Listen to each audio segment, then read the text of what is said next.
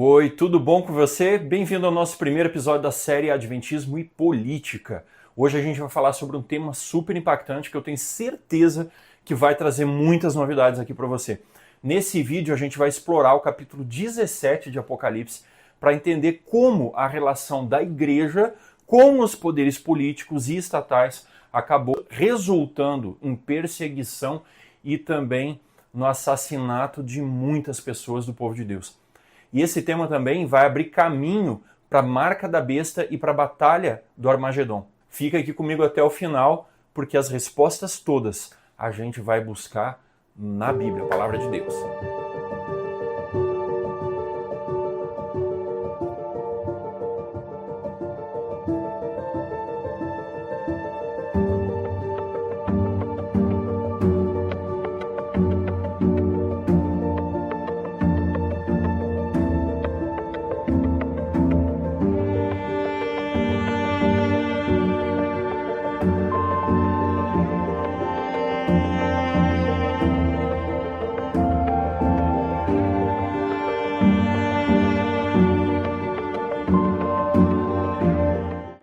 Apocalipse 17 é um capítulo bem conhecido de muitas pessoas. Talvez essas pessoas nem saibam disso. Cada vez que surge um novo Papa, um monte de pessoas começa a citar a profecia do oitavo rei. Pois é justamente no capítulo 17 de Apocalipse que essa profecia está. Mas hoje a gente não vai falar dela, tá? Hoje, pelo menos, ainda não. Mas aqui a gente vai analisar, sim, a primeira parte dessa profecia, que é muito significativa para o nosso objetivo, que é qual? Entender a relação que os cristãos devem e também não devem ter com a política. A gente vai analisar aqui agora o que João, o revelador, escreveu nos primeiros versículos do capítulo 17 de Apocalipse. E veio um dos 7 anjos que tinham 7 taças e falou comigo, dizendo-me: Vem, mostrar-te-ei a condenação da grande prostituta que está sentada sobre muitas águas, com a qual fornicaram os reis da terra, e os que habitam na terra se embebedaram com o vinho da sua fornicação. E levou-me em espírito a um deserto, e vi uma mulher assentada sobre uma besta de cor escarlata, que estava cheia de nomes de blasfêmia, e tinha 7 cabeças e 10 chifres. E a mulher estava vestida de púrpura e de escarlata, e adornada com ouro, e pedras preciosas e pérolas. E tinha na sua mão um cálice de ouro, cheio das abominações e da imundícia da sua fornicação. E na sua testa estava escrito o nome: Mistério, a grande Babilônia, a mãe das prostituições e abominações da terra. E vi que a mulher estava embriagada do sangue dos santos e do sangue das testemunhas de Jesus. E vendo-a eu, maravilhei-me com grande admiração. Bom, aqui a gente pode ver 3 personagens: a besta vermelha, a mulher e os reis da terra. Agora, o que significa cada uma dessas coisas? Será que é possível que a gente consiga interpretar corretamente e que a gente descubra também o sentido dessa visão que João recebeu lá na ilha de Patmos, quando ele já estava bem idoso, já com aproximadamente 100 anos, lá um prisioneiro do Império Romano? Olha, embora os detalhes desse capítulo eles ainda permaneçam sem um consenso geral entre os teólogos, a gente pode dizer assim, que os grandes temas, os grandes significados são sim possíveis de serem compreendidos. Mas para isso a gente precisa adotar uma abordagem correta, né?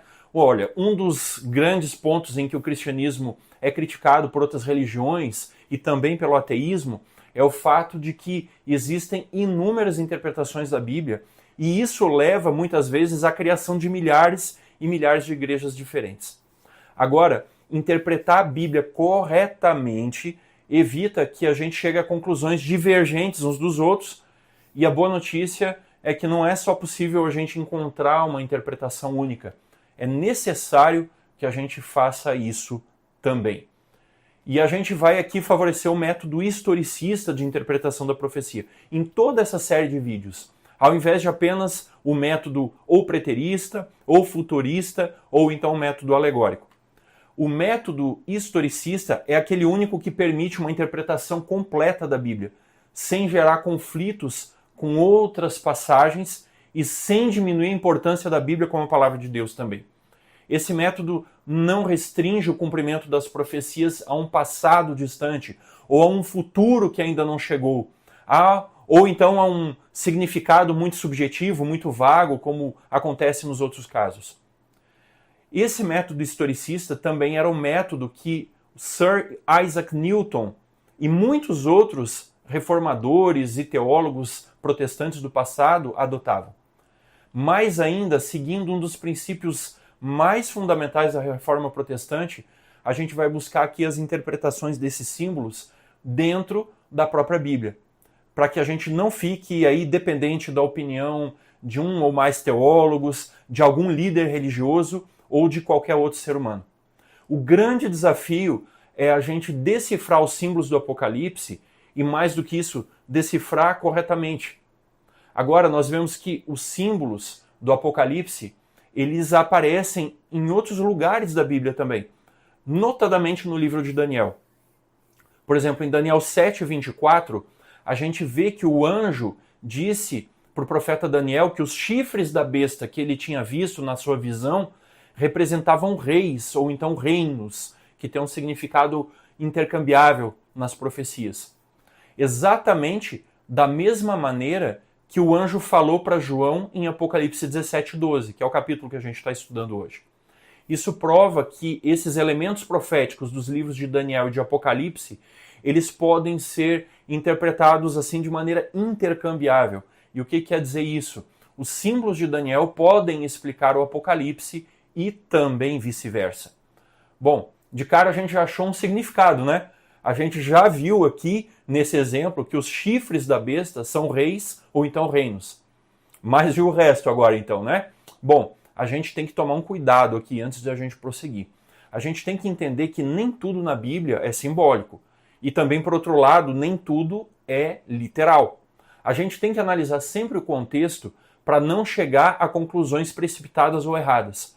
Por exemplo, se a gente entende que os animais que entraram pela Arca de Noé, que estão lá no livro de Gênesis, né, são simbólicos e a gente tentar interpretar eles simbolicamente, ou então que a jumenta que Jesus cavalgou para fazer a sua entrada triunfal na cidade de Jerusalém, ali na sua última semana antes da crucifixão, se a gente entender que essa jumenta também é simbólica, você concorda comigo que a gente vai começar a ter muitos problemas? Sim, isso mostra, então, que a gente precisa considerar os textos dentro do seu contexto.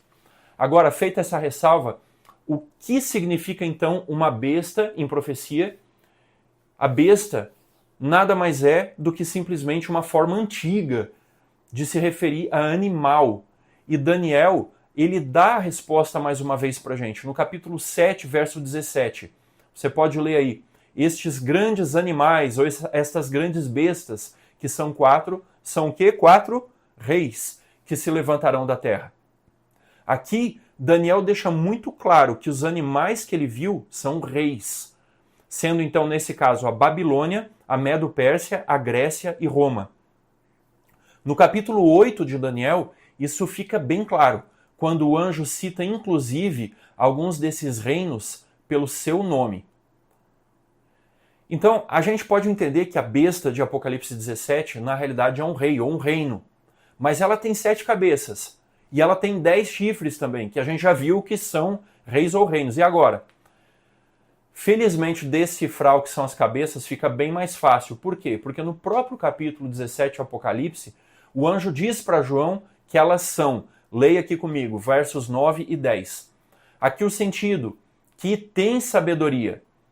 As 7 cabeças são 7 montes, sobre os quais a mulher está assentada. Verso 10. E são também 7 reis. 5 já caíram e 1 já é. O outro ainda não é vindo. E quando vier, convém que dure um pouco de tempo. Então, os versos 9 e 10 de Apocalipse 17. O que complica um pouco essa explicação é que o significado dessas cabeças é duplo.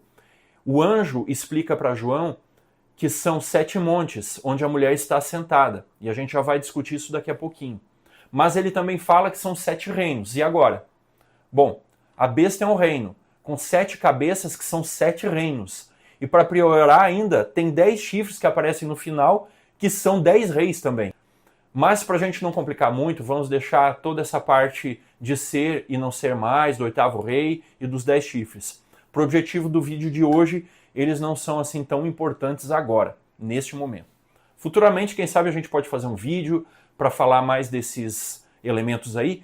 E quem sabe se a gente tiver bastante views e likes aí, a gente faz esse vídeo então para discutir sobre a famosa profecia do 8º rei.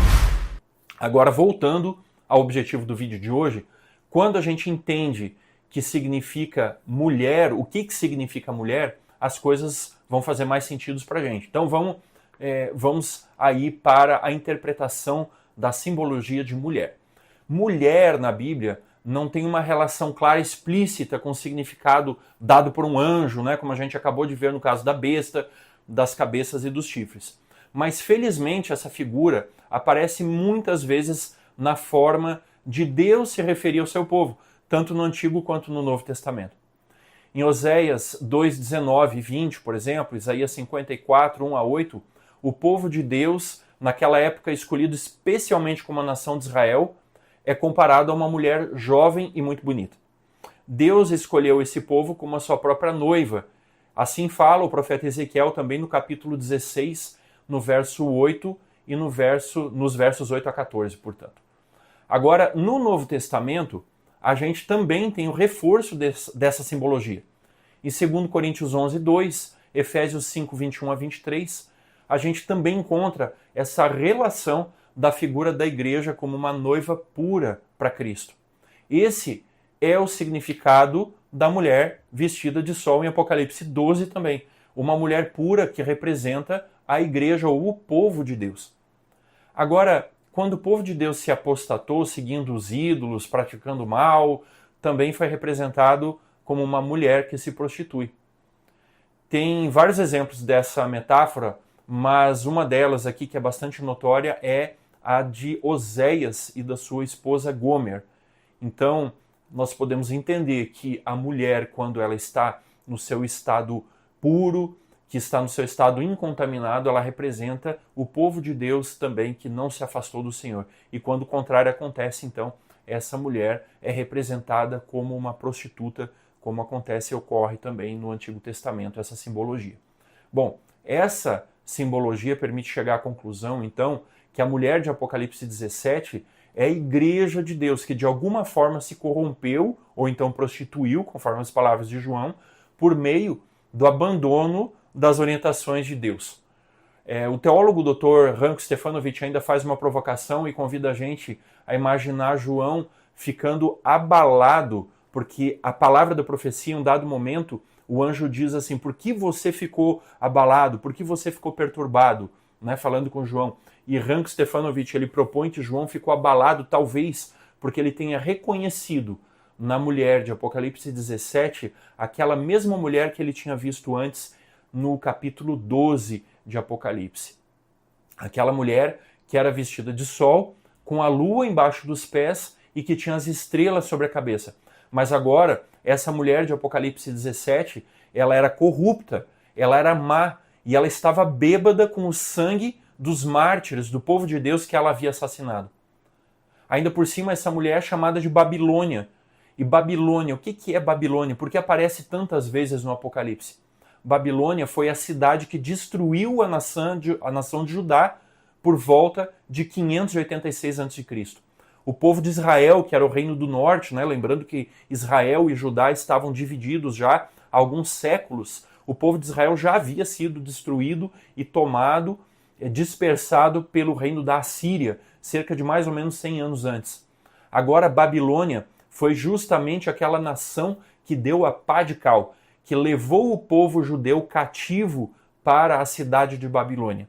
Ela era uma nação pagã, ela era uma nação idólatra e também muito supersticiosa. A relação do nome Babilônia com também a Babel, da Torre de Babel antiga, significa confusão. A raiz do termo Babel significa isso, confusão, pelo fato de Deus ter confundido as línguas do povo de acordo com a história da Torre de Babel. E Babilônia carrega esse significado de confusão, de uma mistura de crenças. O fato de essa mulher também estar vestida de escarlate tem uma ligação direta com a cor do sangue que ela derramou cavalgando essa besta. Escarlate, você sabe que é um vermelho muito vivo, tendendo levemente para o laranja, uma cor muito próxima do sangue. A púrpura, por outro lado, é uma cor já mais arroxeada, e ela, assim como a escarlate, ela tem um significado de serem cores quase que exclusiva dos reis e das pessoas muito ricas. Isso reforça essa imagem que a mulher de Apocalipse 17 tem de posição de domínio, de posição de reinado e também de muita riqueza e luxo. O anjo também cita que essa mulher está sentada sobre 7 montes. Algumas pessoas propõem que esses 7 montes sejam os montes de Roma, que sempre foi conhecida como a cidade das 7 colinas. Uma referência aí bastante antiga, mas também conhecida na atualidade. Porém, a palavra grega original, que é traduzida por 7 montes, ela tem mais a ver com uma montanha do que com uma colina. Ou seja, é um acidente geográfico muito maior do que uma colina. Então, dentro desse contexto, a interpretação mais conservadora, a interpretação mais sóbria, mais racional dessas 7 montanhas é que essas 7 montanhas são nações também, porque a Bíblia compara frequentemente nações com montanhas. Exemplo, Edom é frequentemente associado, comparado com o Monte Seir, que é o monte que representa então toda essa nação de Edom, que eram os descendentes de Esaú, o irmão de Jacó. Dessa forma, a ideia de que as cabeças representam reinos, ela fica ainda mais reforçada com a ideia de que esses montes também representam nações. Agora, quais são esses reis? Quais são esses reinos? Bom, a gente sabe que a besta está cheia de nomes de blasfêmias e ela também é controlada pelo poder religioso ao longo das eras. Como a obra da besta e da mulher é a destruição, a gente pode entender, portanto, por conclusão, que essas cabeças são reinos e são nações que perseguiram e oprimiram os santos, as testemunhas de Jesus. Que só um parênteses, a gente precisa deixar claro que o conceito de santo na Bíblia, ele é divergente, ele é diferente do conceito popular que a gente tem de santo, o conceito católico, que esse conceito popular, ele diz que o santo é uma pessoa que não peca, é uma pessoa que faz milagres antes e depois de morrer também. Na Bíblia, santo é aquele, de acordo com o próprio livro de Apocalipse, que guarda os mandamentos de Deus e que tem o testemunho de Jesus. Atualmente, parece que a maioria dos teólogos historicistas, exemplo, assim, citando, o Dr. Hank Stefanovic, defende que essas cabeças seriam, então, o Egito, a Assíria, a Babilônia, a Medo-Pérsia, a Grécia e, então, depois disso, a Roma Imperial e, por fim, a Roma Papal. Essas nações todas eram impérios muito poderosos que eram controlados todos eles pela religião. E nessas nações o Estado dava poder para a religião para buscar também os seus próprios objetivos. A interpretação das cabeças, como você viu, a gente trouxe da própria Escritura Sagrada. O que a gente está trazendo aqui é apenas uma opinião sobre quando e onde essas cabeças começam, considerando que, assim como eu falei no início, é uma profecia que os detalhes dela não são totalmente compreendidos. Agora, as grandes mensagens dessa profecia, elas estão bastante claras para nós. Entre essas mensagens muito claras está a de que a mulher é o poder religioso, notadamente na última cabeça, em que provavelmente João, como nós falamos, reconhece a mulher de Apocalipse 12. Mas agora ela está corrompida, prostituída e muito má. Essa mulher controla a besta e também as suas cabeças, e no futuro, os 10 chifres que ainda vão surgir. Isso significa, interpretando agora esse símbolo, que a igreja cristã controlou e voltará a controlar o poder secular, assim como na Idade Média. Essa igreja tem um diadema que tem o título Babilônia, a mãe das meretrizes e abominações da terra. Ela não se trata apenas da Igreja Católica, como você já deve estar imaginando aí. Ela inclui todas as igrejas cristãs que abandonaram ou os princípios bíblicos, ou os ensinos de Jesus, ou as duas coisas juntas, para substituí-los por qualquer outra coisa que não seja a palavra de Deus. Agora, o resultado certo disso é a apostasia. Finalmente, o ódio e a perseguição contra o povo de Deus, aqueles que se recusam a assumir, a incorporar essas falsas doutrinas, esses falsos sistemas de adoração. E aí, então, por isso, eles recebem todo o desprezo, todo o ódio e toda a perseguição que a mulher e a besta trazem sobre eles. Portanto, para o tema desse vídeo sobre o adventismo e a política, a síntese de tudo é: o resultado certo da união do Estado com a Igreja é a retirada da liberdade de consciência e de culto. E também, por fim, a perseguição de qualquer pessoa dissidente. Babilônia, mais uma vez, ordena a adoração, uma forma, um sistema, um objeto de culto. E aqueles 3 jovens valentemente dizem: não, nós não podemos fazer isso. Nós obedecemos vocês em tudo que for possível de acordo com a palavra de Deus. Mas aqui transgride a palavra de Deus. Qual foi o resultado? Perseguição, um decreto de morte em que eles foram atirados dentro de uma fornalha de fogo ardente. Agora você olha também a história dos fariseus e da crucifixão de Cristo, porque Cristo não quis se submeter ao sistema de controle, de autoridade e de crenças deturpadas daqueles fariseus que haviam distorcido os ensinos de Deus através de Moisés e dos profetas. Pensa também na perseguição desses mesmos fariseus contra os apóstolos. Olha a história também da perseguição do Império Romano contra a igreja cristã primitiva. Olha a história da Idade Média e a perseguição da Igreja Católica contra os dissidentes, contra os protestantes, notadamente aqui. Olha também a história dos protestantes agora, que em um dado momento se uniram com o poder político em alguns estados e acabaram, por conta disso, também perseguindo católicos. A fórmula religião mais Estado sempre vai dar resultados muito ruins. Eles não representam o plano de Deus e os ensinos de Cristo, de dar a César o que é de César e a Deus o que é de Deus. Apocalipse 17 deixa isso muito claro. Um grande abraço para você, continua aqui com a gente que no próximo vídeo, adivinha, a gente vai falar sobre Apocalipse 13, que é aquele capítulo que fala sobre a marca da besta. Deixa o like aqui e já se inscreve no canal. Até mais, tchau, tchau. Ah, e compartilhe com seus amigos, assim você nos ajuda a chegar a cada vez mais pessoas.